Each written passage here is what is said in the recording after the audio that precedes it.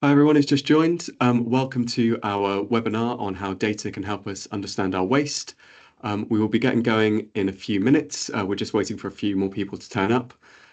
In the meantime, if you have a question for one of our panel during the session, please pop it into the Q&A chat during the webinar, and we'll make sure that we ask it at the end of the session. So we're going to have, we're going to have 10 minutes or so at the end for any questions that you guys have. So we'll just give it another minute or two, and we'll get started.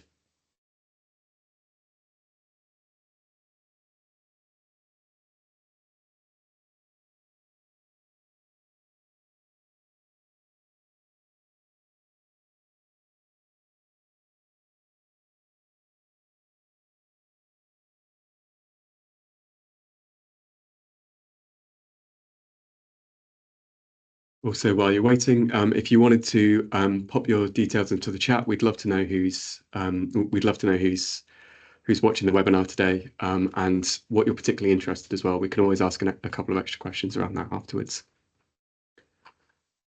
Great, so we've got a decent number already here, so we will get started. So yes, welcome to our How Data Can Help Us Understand Our Waste webinar. So this is the fourth of our series of webinars. So some of you may have attended our webinars in December, January, and February. Today, we're obviously talking about waste strategy and data. And on the Wednesday, 14th of May, we've recently added a new date. We're going to be doing another webinar talking about how circular economy policies can be created to achieve a just transition. So that'll be our policy experts will be leading that with a couple of guest speakers. So we'll be sharing more details about that in the coming weeks. And you can find all of those, all of the information about all of the different webinars that we're hosting this year on our LinkedIn page or on our website. So a little bit about Resource Futures for those of you who may not have come across this before. We are a multidisciplinary collection of experts united behind a common goal. So we want to bring about a world where we give more than we take, and we want to help NGOs, governments, businesses, and communities to rebalance their relationships with resources. In terms of the work we do, our work spans 3 different areas. So we do an awful lot of work with community groups in and around the countries. We have our consultancy area, which looks at all different types of strategic policy and circularity questions, and supports all kinds of businesses and organizations in that area. And we also have a data area, which is centered around data collection and data intelligence and visualization. So we'll be talking across our consultancy and our data areas today during the webinar. So a short introduction to the people that we have speaking today. We will have Gwen Frost, who is one of our directors and our waste strategy expert. She'll be kicking us off today. She will then be joined by Tom Passmore, who is the co-founder of Dsposal. And then we will also have Antony Buchan, who is the head of program for local authority support at ReLondon. So welcome everybody. I'm glad to have you here today. I will not take up any more time, but I will pass it over directly to Gwen so that Gwen can get going. And Hello, do remember, sorry, Gwen, and do remember to put any questions you've got in the Q&A panel, and then we'll ask them at the end. Cool. Sorry, on to you. Apologies. Yes, hello and good afternoon. Thank you for joining us. So we're just going to cover within this data webinar, what are the issues and needs for local authorities and businesses around waste strategy and how we can use data for that. So next slide, please. So firstly, we'll have consideration in terms of what legislative requirements we have. A lot of the data that we gather ultimately stems from the requirements of the legislative requirements. So as we know, winging our way towards this very soon is simpler recycling. So businesses are starting on the 1st of April 2025, and householders through local authorities are 2026. So time is of the essence in terms of simpler recycling. We also have EPR involving producers and local authorities, as we know. So you've had your first payments as local authorities. There's more to come in November. And then how do we use that? How do we use it to understand our materials, our data, and how do we use that funding to improve our services? And then obviously on top of that, or at the bottom really, because it came first, are the recycling targets that we're all working towards. So obviously we've got 2025, 55% recycling target, and then it goes incrementally 60 and 65% recycling for those in England. So we all have targets to achieve. So yes, you know, where are you in terms of understanding where you are in terms of your current trajectory, in terms of hitting those targets, what needs to happen for you to hit those targets, and what impact will circularity have? So all of that is understood by using data. Next slide, please, Ben.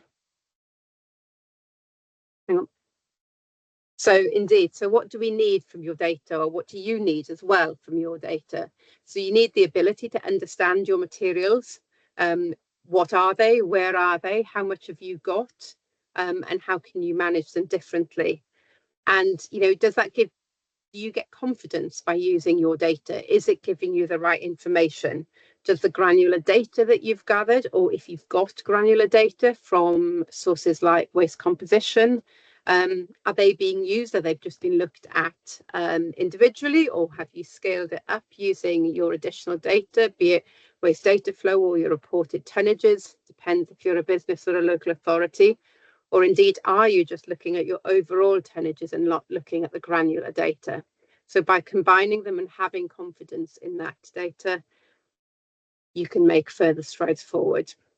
And then what are the best strategic decisions to be taken using that data? You know, if you're collecting commercial waste, for example, where are the best gains? What materials are you seeing most of? Does that mean that's where you want to focus on? Do you want to focus on specific sectors that are generating that material? By digging into the detail, can you make better strategic decisions going forward? And then how it works and fits with your future requirements and targets as well, in terms of, do you know what materials you're collecting and how they will be impacted by the previous legislation we discussed? Will simpler recycling move some of that material and data around? Will EPR, will DRS, will all of those legislative changes, how is that going to impact the material you're collecting and where you're collecting it from, and how you want to develop those collections going onwards into the future? So there's a lot to be able to understand from what you've got now and knowing the impact of the changes coming forward. Next slide, please, Ben. So in terms of all of that information, where are you getting it from? So you're getting it from internal sources. So you've got your waste compositions, as I said, if you've procured those externally, or even if you've undertaken them internally, what do you understand by the materials that you've got? And then internal monitoring systems, how are you recording the materials and weights coming through weighbridges or transfer notes? Are you dividing that up into the individual materials, and are they being identified? And what materials are you bringing in versus what are you taking out? Therefore, where are the losses? In terms of external data, you've got data coming in from your waste contractor, and is that in terms of what you're delivering, or is that post-processing? What kind of material are you getting from your waste collected? Reported data, on any data that you're having to declare, how does that match with any other data that you're receiving from your weighbridges, from your contractors? Does that all amount to the same material, or are there discrepancies? Are there gaps in there? Have you got data gaps? And similarly then, in terms of external comparative data, what are other similar organisations to you reporting? Have you benchmarked yourselves against other organisations or local authorities? What do their materials look like? How do you think you fit within the standard? Okay, thank you, Ben. Next slide. So yes, in terms of your data, this is kind of a aggregated average of our waste compositions that we do. We do a lot of national waste compositions, local authority and business waste compositions. So for here, this is nobody in particular. It's an aggregated average across the organisations and the authorities that we've been doing. But as you can see, you know, we collect data down between 50 to 150 categories, but they can be aggregated back up as well to simplify how we're visualising the data. But certainly, for example, this is a local authority, general waste bin, a wheeled bin, a residual black wheel bin, call it as you wish. But this is an indication of what is made up within that bin. So as you can see, a lot of those materials, all of the coloured ones are above, are potentially recyclable, whether they're collected in the authority or not at the time. But ultimately, sort of 25% of that residual waste needs to be residual waste. And for a local authority and a business, in actual fact, that's a really powerful data set. You know, if you captured all of those materials to the recycling stream of where you'd want them to go, you'd be collecting a quarter of your residual waste. Now, residents, business alike are never perfect. You will never extract all of that, but actually it does guide you in terms of the materials that you probably want to target next. Conveniently here, nearly 40% of that food is food, so clearly, you know, aggregated from authorities who don't collect food here, but given simpler recycling coming forward, a lot of that will be extracted with the mandatory food waste collections. And then on top of that, you know, you've got your organic and garden waste, that's another 7%. So that's 47% there, materials organic taken out. And then we can identify where we've got waste electrical, plastic films, and other bits of plastic as well within dense plastic within there. Again, important for ETS going forward and understanding those materials and where they're present. So that's, again, really powerful. Basically, granular data enables then full service reviews, as I was saying, in terms of managing your collections going forward and what materials you've got, what are the EPR service impacts on that once you start extracting those materials that you're going to see coming through the EPR requirements, the DRS materials, and the capture of those materials, as well as ETS. Once you layer all of those requirements and data on top of what you've got within your bin, you get a really powerful and strategic delivery going forward. You start understanding what the art of the possible is and where you need to focus. Next, Ben. And this is, again, looking at our waste compositions averaged up over the last few years that we've been recording DRS and EPR materials. You know, there's a high percentage of those materials present in both of the recycling streams, illustrated by the curbside box there, and the residual waste bin. Obviously, predominantly there's more packaging materials within the recycling stream, but they're still present in the residual waste stream. So understanding again where they are and how you want to message residents and to get those materials out and what impact that will have on you. So in terms of the residual waste, what we were seeing is predominantly a lot of film packaging and a lot of card packaging. Those were the majority packaging products within there. And obviously then on top of that, we've got some pots, tubs and trays and other packaging in terms of paper and film packaging, but certainly mono film packaging. And where simpler recycling, again, will be focusing on film, and where some authorities are already collecting film, that 25% may well be lower. In terms of the recycling, again, a lot of that is card packaging, and we've got some DRS materials that will be coming out of there as well. And then other sort of plastic and cans as well that are in there. So quite a heavy impact with EPR. So next slide, Ben. Thank you. So, you know, how do we see these efficiencies now that we've got all of the data that we understand?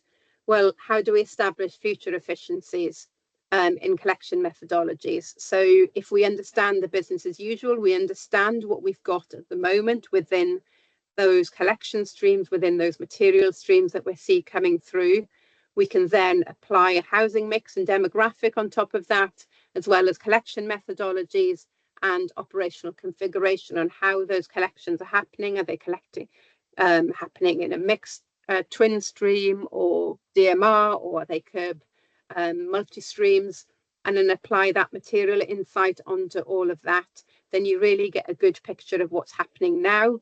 And then looking forward strategically then with the changes in EPR and DRS coming forward and simpler recycling, where will those materials move to, and how will it change once you apply the newer principles to them?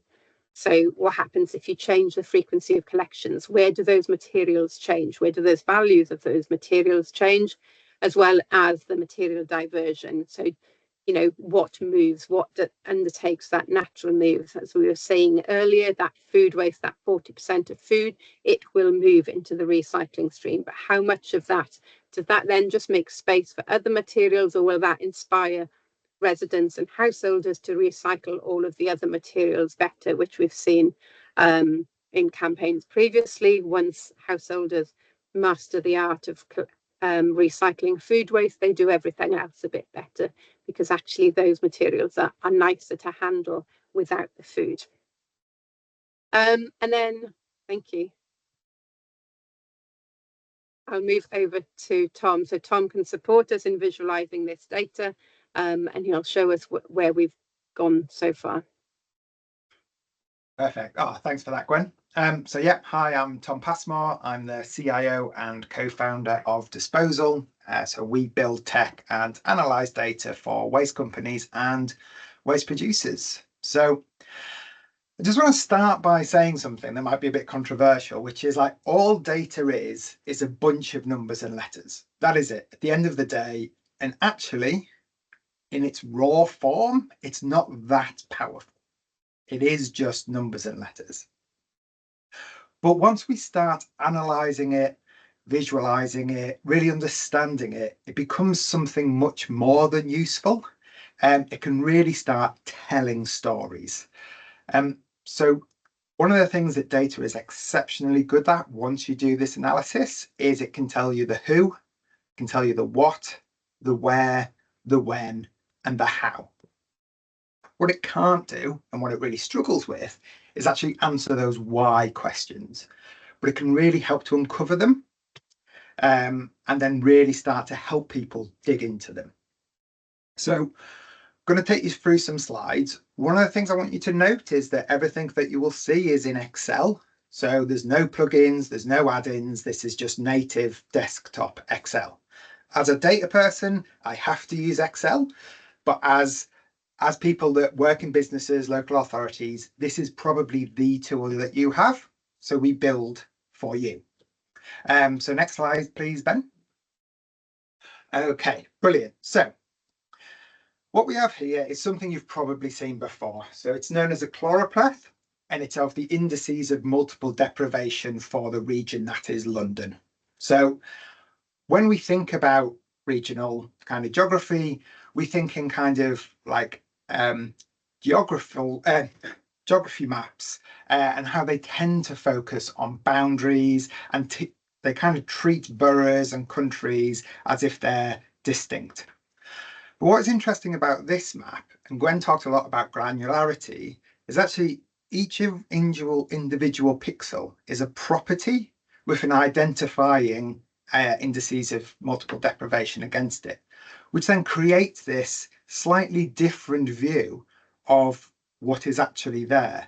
So you can really see areas that are a mix. So we've got this scale from purple to orange, and you get this merging of colours in different areas. And this kind of creates the actual map that we see on the ground. Although also there are definitely some clusters in there as well. So again, using this information to provide a visualization. So if we go into this next map, please, Ben. Okay, so this is the same data. This is the same tool. All we did is we slightly changed the parameters and we have zoomed in. So we've zoomed in into Newham. And what we can see here is that indeed each one of these points is an individual property. It's an individual building. And what we can do with the data is we can derive information from that data.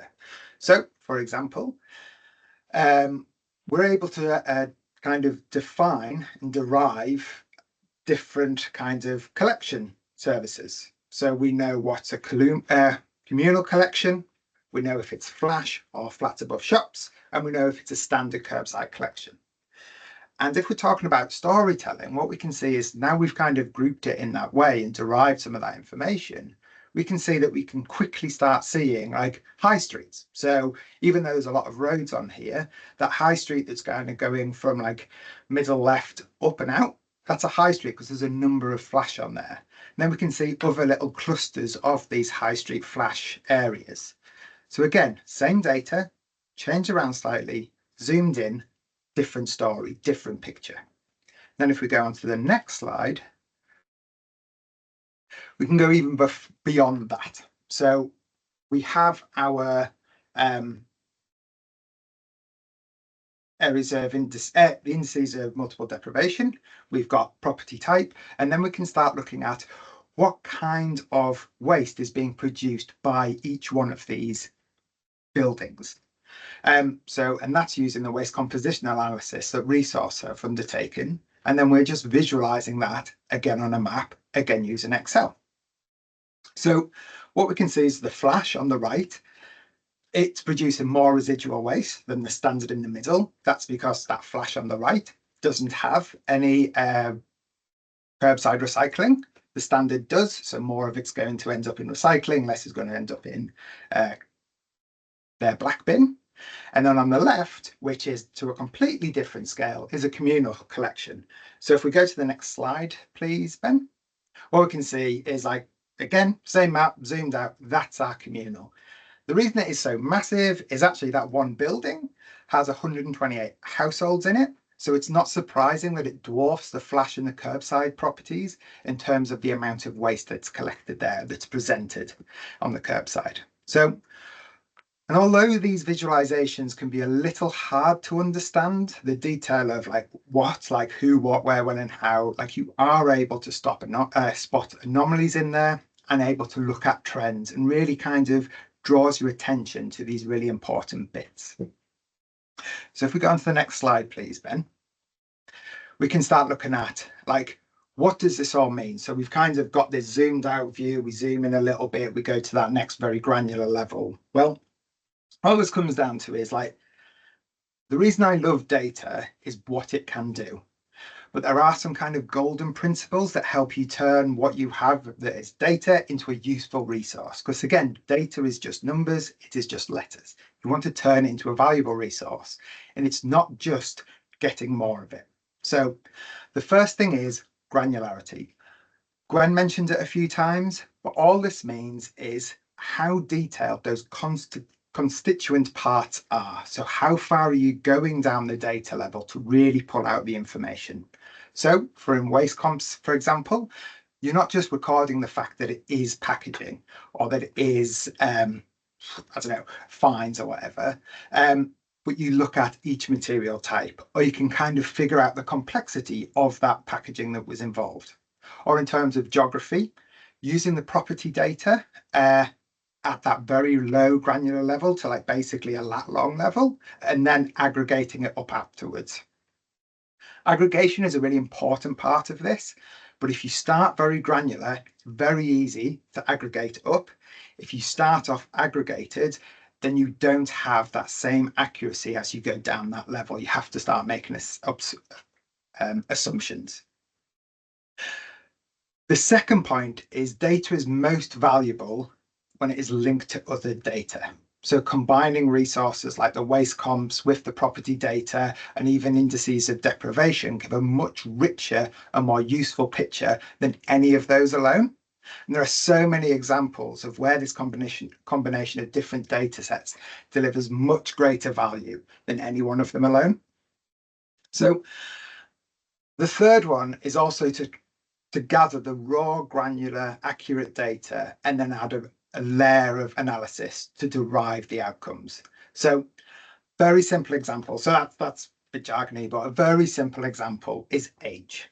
So if you're going down to determine data route, you might ask how old a person is. So 40, am I? case. Now, that might be accurate right now, though some people are prone to lie about their age. But when next year rolls around, it's not accurate anymore. Like it's kind of become noisy data, dirty data. Things have changed. Time has moved on. That person is a year older. And if you record just their age, then you need to keep updating it to keep it accurate. Whereas if you take someone's date of birth, you can derive their age using today's date or even a future date. In a year's time, you can easily derive their accurate and updated date, and you can derive other data from it as well. So you can figure out their star sign, their school year, when they're eligible for a pension. And by linking that with other data, say name and address, it becomes part of a unique RD or a GDPR nightmare. But, you know, data is data. So we should be using these same principles with sustainability data as well. We should be capturing, sharing and using core data and using rules to derive what that means. Finally, don't just tell. Let the data visualize the story. But a word of caution here, use critical thinking and be honest about what the data shows. Avoid manipulating it to tell the story you want. Next slide, please, Ben. Relevant, Oscars a couple of days ago. Graph on the right, perfect, almost perfect correlation. Does not mean causation. So linking data is a powerful and valuable tool, but again, exercise critical thinking. So here is an excellent chart from Tyler Vyden, who has put together a series of remarkable correlations, but not causations. So like I already said, data can tell you the who, the what, the when, the where, the how. Doesn't answer that why question well. That's where expertise and experience comes in, from people like us, from people like Resource Futures, from people like ReLondon, who we'll get into next. So saw an interesting article on LinkedIn recently, which likened data not only to the new oil, but to the new plastic. And I think it's worth considering. So we are creating much more data every day, but quantity is not the goal here. We need quality. And unlike plastic or oil, the very same piece of data can be used over and over and over again. It has a multitude of purposes for different people. So, which brings me to the final point. It's important to use the right tools for the job. So I started off by saying that we use Excel because people use Excel.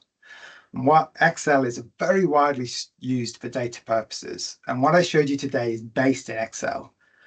But Excel isn't always the right tool for a job. When it comes to smart data practices, to infrastructure, to scalability, Excel doesn't do that. So if we want to be able to meet our sustainability targets, we can't just spin up a new Excel workbook, do a little bit on it, and then throw it away, just like single-use fashion. That was it. So I'm going to hand over to Antony. Thanks, Tom. I didn't know we would be disclosing our ages on this webinar. I might reserve the right to keep mine personal, if that's okay. Do it. Thanks very much for having me to speak on this webinar today. It won't have escaped most of your attention that many of the examples that Tom was giving are from and of London boroughs and of London, and that's because we're doing quite a lot of work with Dsposal and with Resource Futures at the moment, looking at data and specifically waste data and how that impacts on London. Next slide, please. Just a quick introduction to who ReLondon are for those of you that might not know us. So ReLondon is a partnership between the Mayor of London and London local authorities. We are a statutory body and we've been around since 2008, and we are a purpose-led organisation, and our vision is a future without waste, where the way we make, consume and dispose of stuff actively tackles the climate crisis and protects the planet. And we fit in a kind of quite a unique niche between policy aspiration of the mayor and direct service delivery of London's local authorities. And therefore, for ReLondon, understanding data is fundamental to our programme of work, whether that's working with government to design and implement policy, or whether it's supporting our partners to deliver change. So data is at the core of what we do.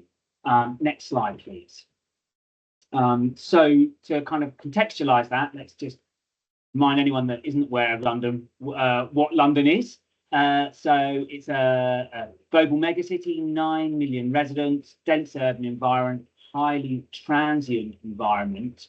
And we have a very complex governance landscape. So we have a mayor of London, so that's the policy ambition, but we then have 33 local authorities that deliver direct service. So next slide, please.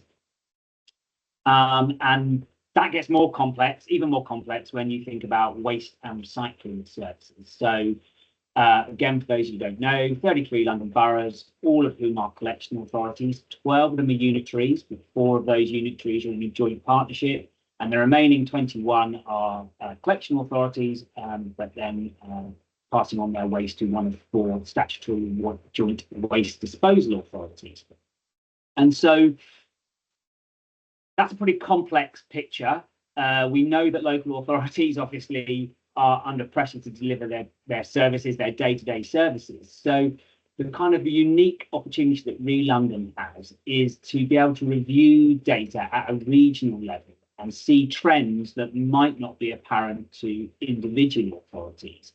And that allows us then to design our support activities to best fit local authority or other stakeholder needs, whether that be businesses or citizens as well.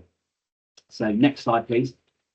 So how do we use data? Well, ReLondon has kind of 4 pillars of activity, which are listed there, and evidence or data is key to delivering this programme of work. We need to be able to show quantifiable impact to the support that we're delivering if we expect others to follow our lead and take our advice. So we need to be able to show evidence that we are having impact in order to be able to encourage change and transition to a low carbon circular city across the capital. And what I'm going to do now is I'm going to look at more specifically how we use data, and I'm going to start from the bottom up, so an individual project level, and then look more at a regional scale.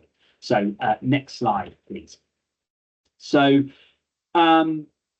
project-specific data. Over the last few years, we've had a very specific target on dense urban environments and specifically flats. Hopefully, some of you listening today will have connected with us on this and may well have used our flats recycling toolkit. But what you might not be aware of is all the data and the data analysis that sits behind those recommendations and the service improvements that we are proposing. And so there is a substantial amount of data that went into the development of that toolkit. And actually, if you can go to the next slide, that would be great. Because this links to something that Tom spoke about in his presentation, which is how you can make data richer by combining data sets to really understand what's going on. So our approach in the work that we did with flats was to build a very broad evidence base to understand every aspect of flats recycling services. So we didn't just look at waste data, we did detailed inventories of all of the estates, so that over 130 estates, so that we could understand the physical landscape in which the services were being delivered. We did rich kind of qualitative data capture, so ethnographic research with residents. We did qualitative baseline studies before the project, midpoint, and at the end. And then we also kind of complemented that with really detailed waste compositional analysis. And that gave us this kind of overarching picture of the services that were being delivered, but then also the interventions that we were testing. So next slide. And that data allowed us to see where the impacts were, and the results really speak for themselves. But we can now say that if you implement the flats recycling package of recommendations, then you will see a positive impact in recycling uplift.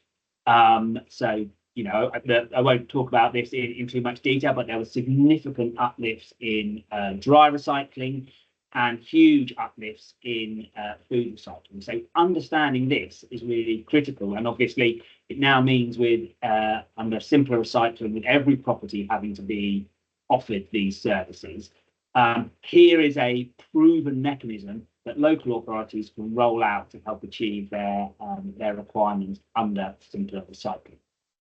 So next slide, please. You know, one individual project is great, and that allowed us to kind of put forward changes for communal services.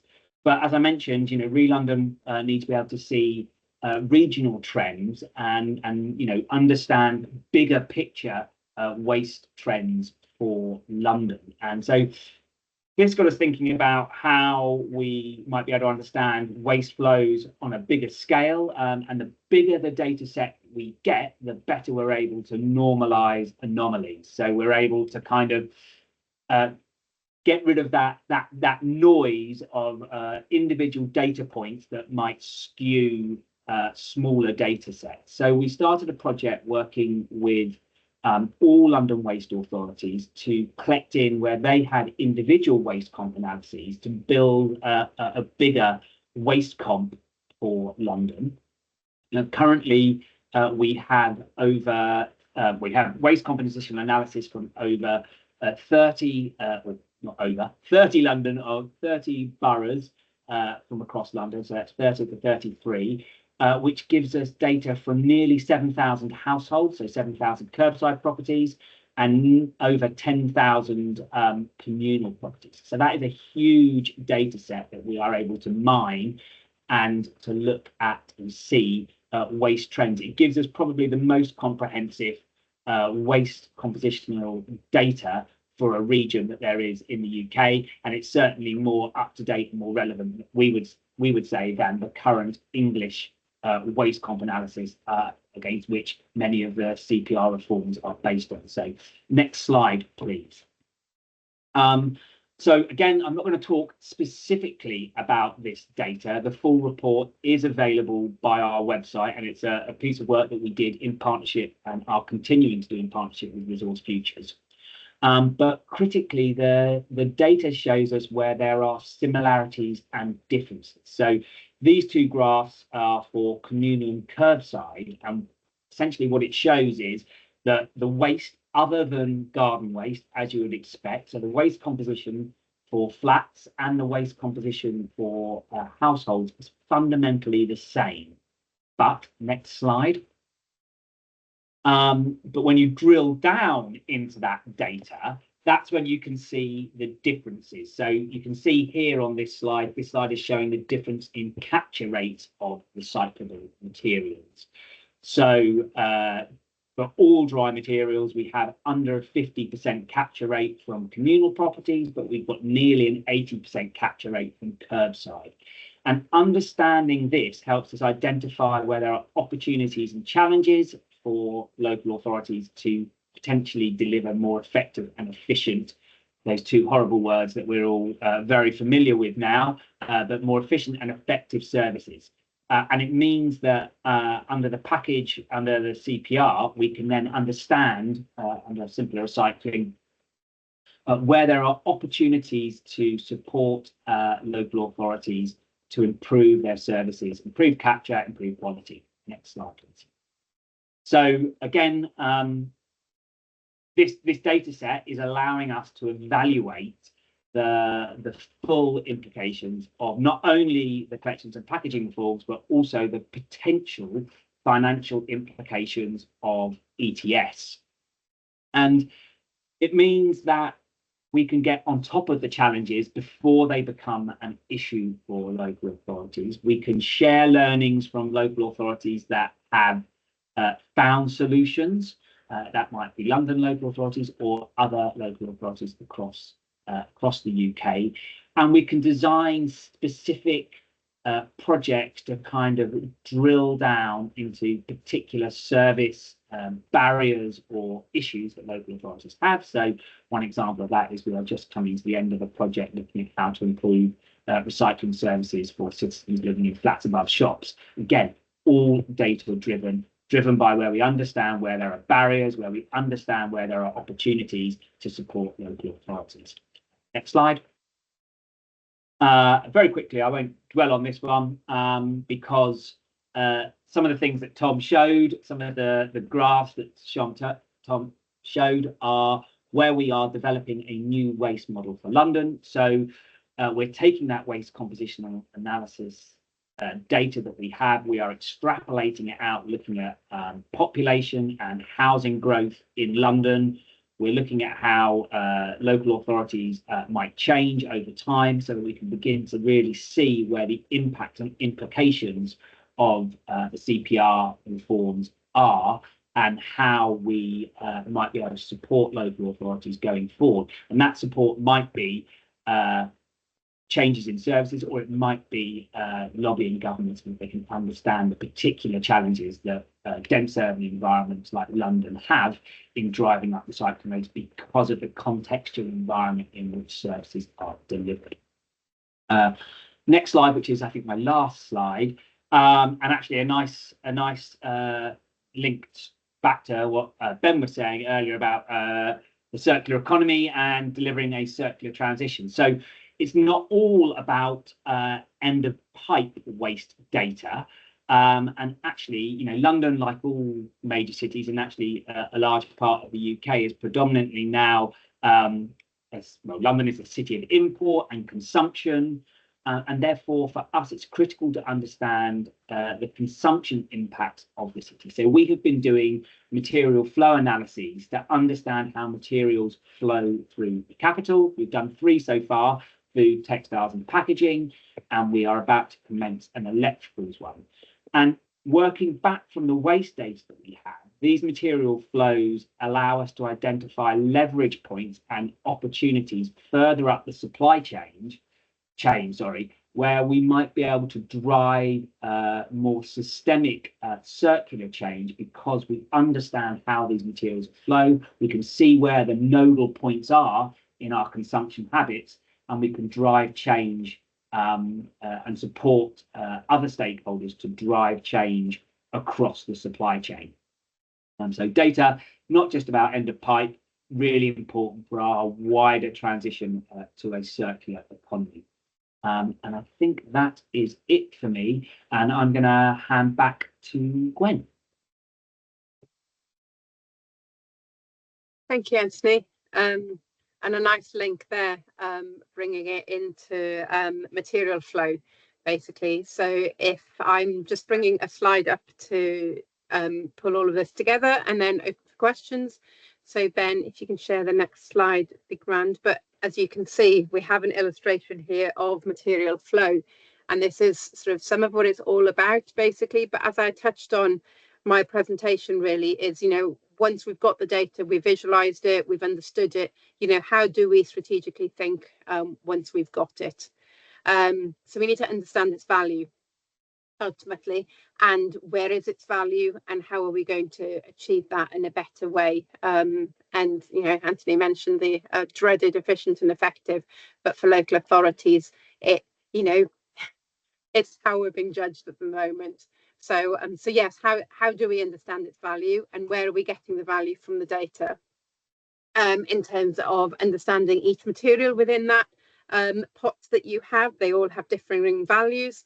And this is, you know, it's apparent when we do service reviews. So each recyclate has a material value, as does the residual, and there's a cost to collecting those as well. So actually, if we shift them, if we move them from one flow to another, they bring us different values. So obviously, you know, your valuable recyclate, your plastics, your card is only valuable if you're collecting it as recyclate, and it's not valuable at all in the residual. It costs you money. So that diversion is really important as well. So as I say, are we collecting the correct materials in the right place, and therefore are we seeing those values? And as what you can see in the flow diagram there that we've got, you know, we can summarize all of the total materials that we've got, but in here, you know, there's not much that's going to recycling. The minority of it is going to recycling, and we're losing a huge amount of organics. We're losing paper card, we're losing some plastics, there's a loss rate of all of those materials, and what we need to do is reduce those.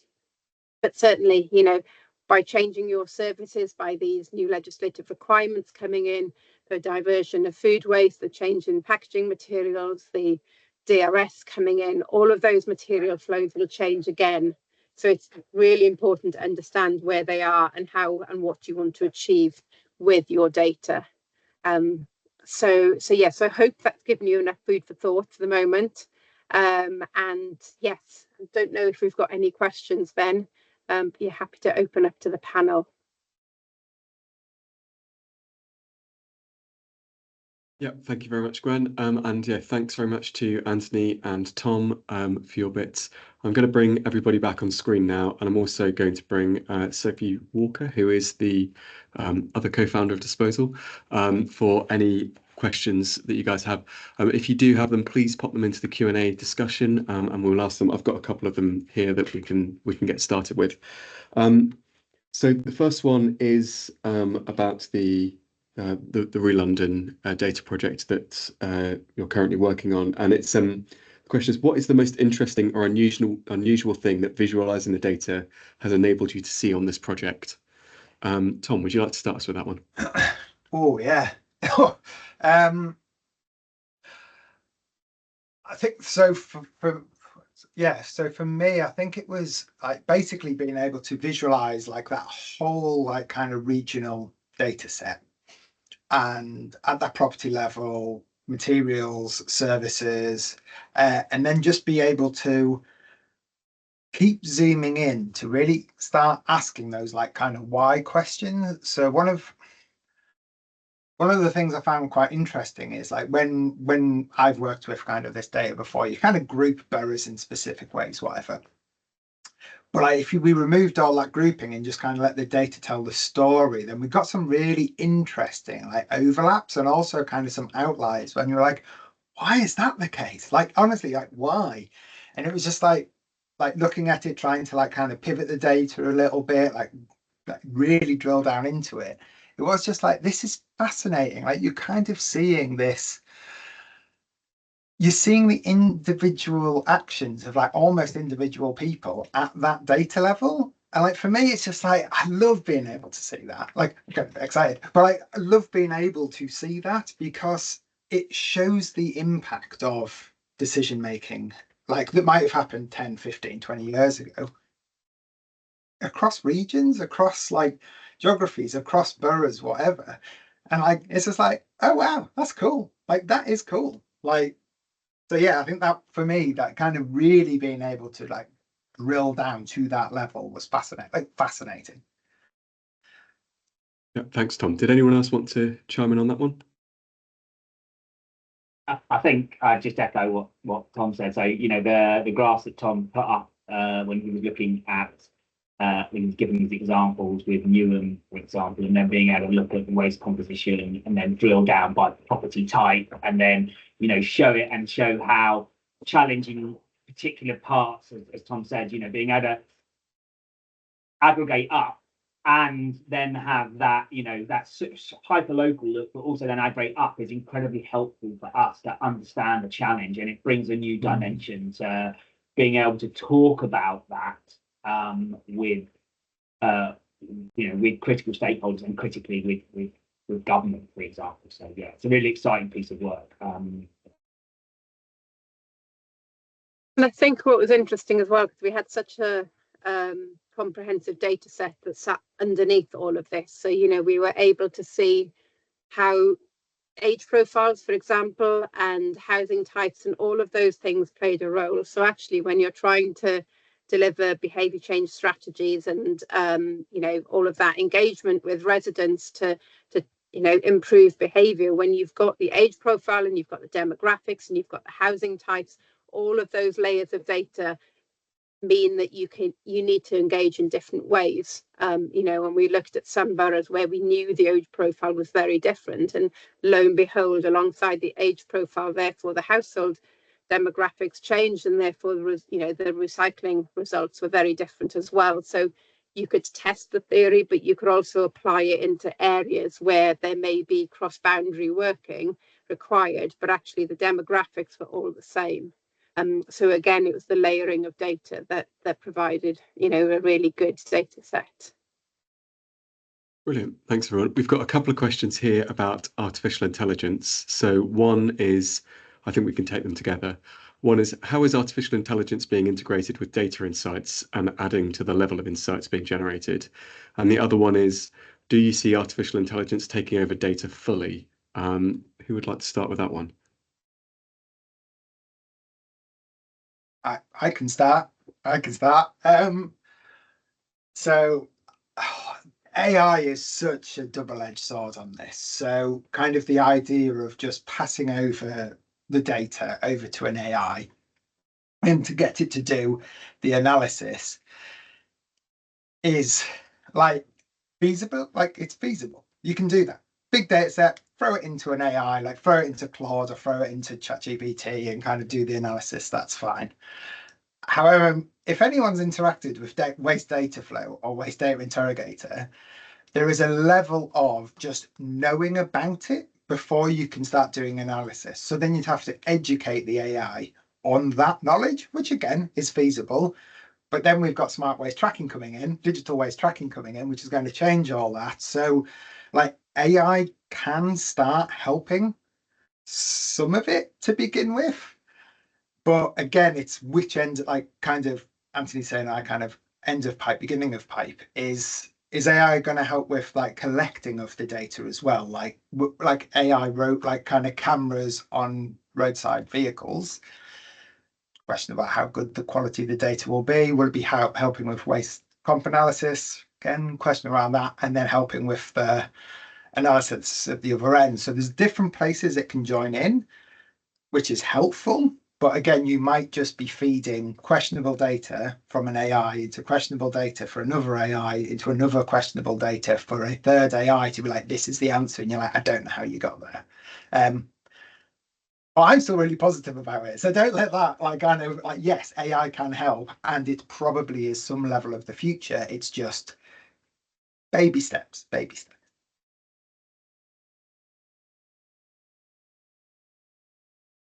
And I would add as well in terms of the waste composition. So I know AI is used at MRFs and that kind of thing, and in terms of identifying materials. It can identify invariably at the moment, it's identifying material on the way out on a relatively sorted stream. As of yet, it's not there on waste composition. So granularizing, you know, the data down to 50, 70, 150 categories or 500 when we're doing C-Flex work. It's not there at that level, and it's not there weighing them. It can identify those materials, and it can help us in terms of going, oh, I know what that packet is made out of. I know those materials because I've been taught that these cheese packets, these crisp packets are made up of these materials, and this is where I'm going to categorize it. So I think that, again, it can help us. It's not everything, and we need to know the assumptions they're making.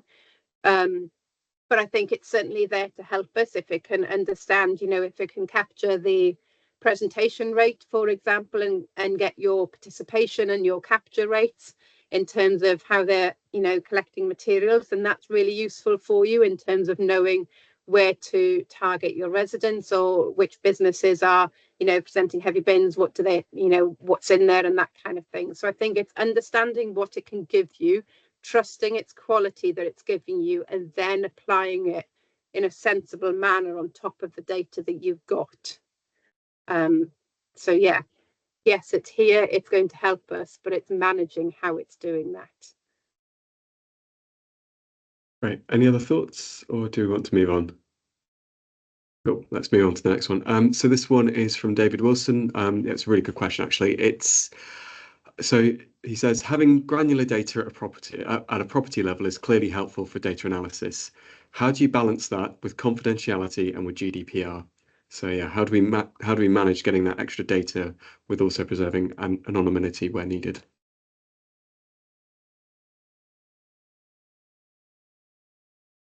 I guess in terms of composition, that data is gathered and aggregated as a demographic group. So there will be an agreement when you're collecting, say, an OAC 5 group, and all of those households that are classed as that are collected and they're aggregated in. So you're never sorting an individual household's worth of material. So whenever you're looking at this, you're looking at a aggregated group of data. So once you've collected your proportional representation from each OAC group, they're grouped together, and that's the sample that you're undertaking. So you're not doing individual households. So they've been brought from a household. You don't know who lives there. You know that that's the waste presented outside of that household, and then it's aggregated into that OAC group. And then, that's the data that's used. So it's never at that detailed level. I mean, but that, I guess, when you're starting to do AI and looking at the backs of vehicles and stuff, again, it's at the moment, I think most of it is based on where you've collected it and the GPS point of that assignment, as opposed to that bin's chipped to that property. It's generally collected at a location that's assigned to that street invariably. If that helps.